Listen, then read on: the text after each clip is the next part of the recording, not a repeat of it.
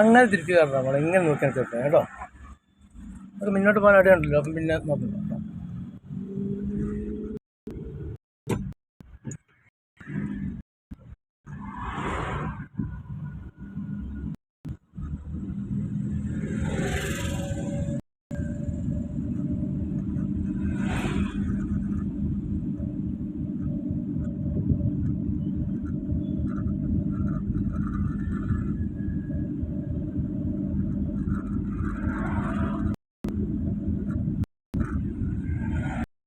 ഇവിടെ നിർത്തിക്കാണ്ട്, ഇവിടെ ഒതുക്കി നിർത്തിക്കാണ്ട്.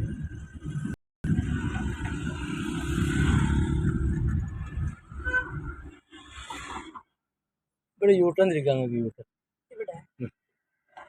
യൂട്ടേൺ തിരിക്കാൻ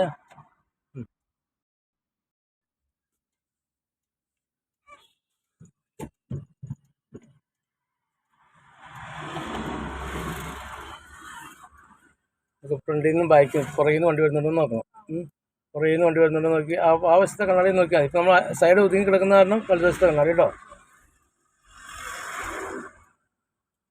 അപ്പം നമുക്ക് ഇവിടെ തിരിഞ്ഞ് വരുമ്പോൾ ഫ്രണ്ടിലോട്ട് അടിയുണ്ടോ നോക്കിയിട്ട് വേണം തിരിക്കുക കേട്ടോ. നിർത്തിക്കാട് യൂട്ടേൺ ചെയ്യുമ്പോൾ എന്നെ കാണിക്കുന്ന സിഗ്നൽ ഏതാ? വലത്തോട്ട് ചെയ്യാനുള്ളത് അല്ലേ? അപ്പോൾ ഫുള്ളായിട്ട് തിരിച്ചു ചെയ്യും. ചവിട്ടിനകത്ത് നോക്കിയിട്ട് പോയാൽ മതി കേട്ടോ. ഡ്രൈവർക്ക് കാണാൻ പാടില്ല സ്ഥലങ്ങളുണ്ട്, അന്നേരം അതിരിച്ച് നോക്കണം കേട്ടോ.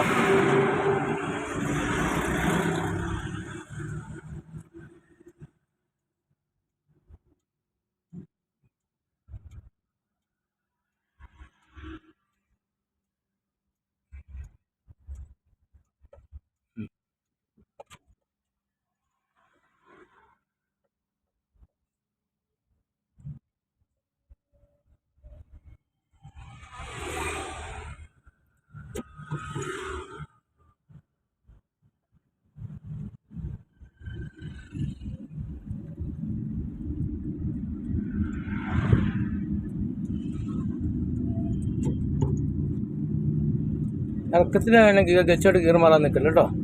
അപ്പം അങ്ങനെ മാറുന്ന സാഹചര്യം ഉണ്ടെങ്കിൽ ബ്രേക്ക് കെട്ടി ആ സ്പീഡ് കുറച്ച് പയ്യെ ഇടാവും കേട്ടോ. ഇറക്കത്തിൽ അങ്ങനെ കയറ്റത്തിലേക്ക് വരുന്നതിന് ഗിയർ മാറാൻ നിൽക്കില്ല. അപ്പോൾ നമുക്ക് കൺട്രോൾ നഷ്ടപ്പെടും. ക്ലച്ച് ഓട്ടുമ്പോൾ തന്നെ ക്ലച്ചിൻ്റെ കർമ്മം തന്നെ എഞ്ചിനും ഗിയർ ബോക്സും തമ്മിലുള്ള ബന്ധം വേർപെടിക്കുക കേട്ടോ. അപ്പം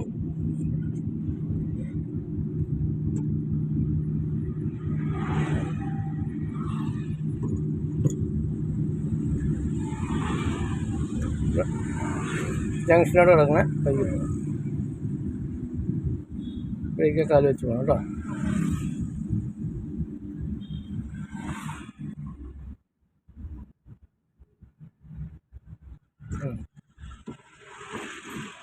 നിർത്തിയിട്ട് 2 വശത്തും വണ്ടി വരുന്ന ഉറപ്പ് വരുത്തി അവിടെ നമുക്ക് പോയി.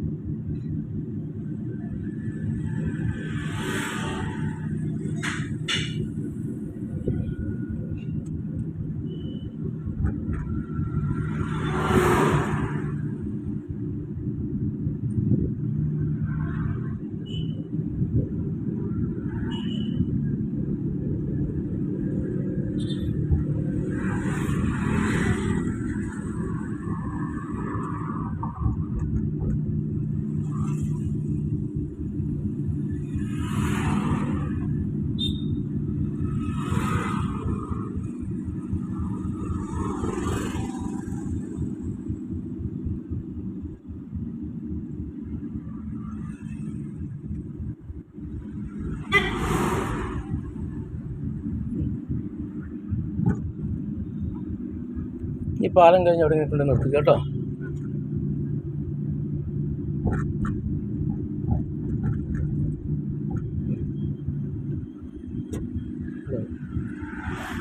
ഇവിടെ വളവിലല്ല, അപ്പുറം മാറ്റി നിർത്തണം. വളവിൽ പാലത്തെ നിർത്തൽ, വളവിൽ നിർത്തരുത് കേട്ടോ.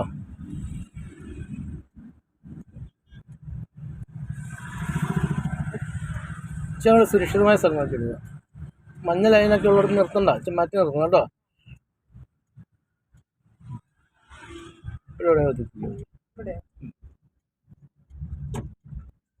ഇവിടെ ഉള്ളിലോട്ട് ഇറക്കണ്ട, അവിടെ നിർത്തിയാൽ